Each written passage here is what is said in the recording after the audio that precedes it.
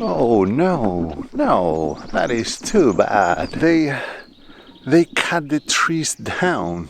Some of you might recognize this spot. This is where I made this image a long time ago. It's a composition that I've taken several times over the years. I always loved the group of trees here, the road hugging them, especially on a foggy morning like today, but that image is gone now. It will take years before the trees grow back, if they are ever back in a similar way. The good news though is that they also cut the trees on this side. You can't see anything today, but trust me, there is a very nice view here of the valley, and I've made images from here as well, especially when there is a cloud inversion and you can see only the top of the hills and the distant mountains. But I always struggle with all these trees because they were blocking the view for the most part.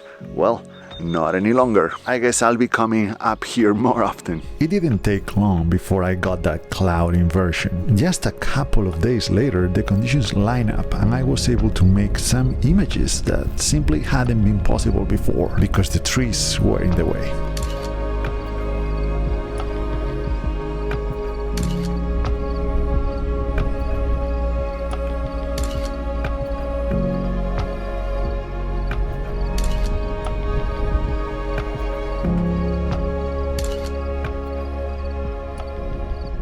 Today, of course, we are talking about change because one of the very few certainties in life, besides taxes and death, is that nothing stays the same for too long. Everything is always changing. Sometimes it happens quickly, like we just saw with those trees that got cut down, or even faster, like the tree that fell in front of me in Yosemite as I was photographing it. That was it, the very last photo anyone took of that tree. This should give us a sense of urgency to photograph the things that we want to photograph before they are gone, or before we are gone. Last week I attended a funeral not too far from here and I noticed that the church was in very bad shape. So what I did is I went there the very next morning to photograph it, just in case, because you never know if it's gonna be there standing tomorrow. Most of the time though, change happens much more slowly. So slow and so subtle that it might go unnoticed unless you are paying attention. But paying attention is our job as photographers. That's why today I want to challenge you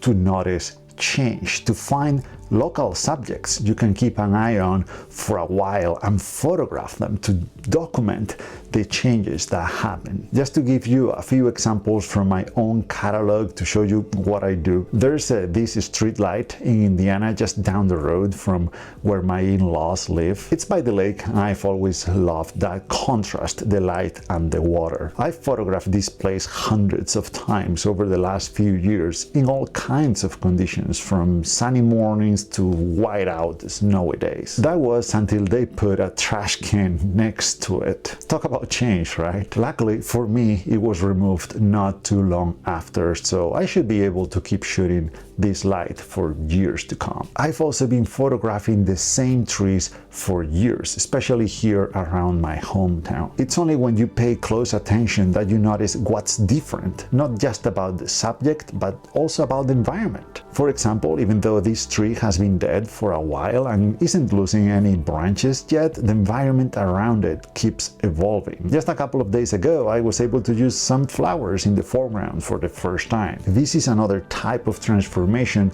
seasonal change that we can take advantage of. I wasn't here, but I'm told that this was a especially rainy spring season here in Galicia, and I believe it, judging by the amount of overgrown vegetation everywhere. It almost looks like something out of a post-apocalyptic movie. I love photographing science and other human elements being taken over by nature. Change that happens to a location is a great reason to revisit the same subjects again and again. But there is one more type of change, perhaps the most important of all, the change that happens inside you. Everything is always changing, but even if a location stays the same forever, you just don't. When you go back to a location you've already photographed, you are a different person, you are a different photographer. You are influenced by your previous visits, but also by the trillion things that have gone through your mind since then, things that you've seen, heard, read, whatever. Plus, you might have different equipment, a new camera or lens that opens up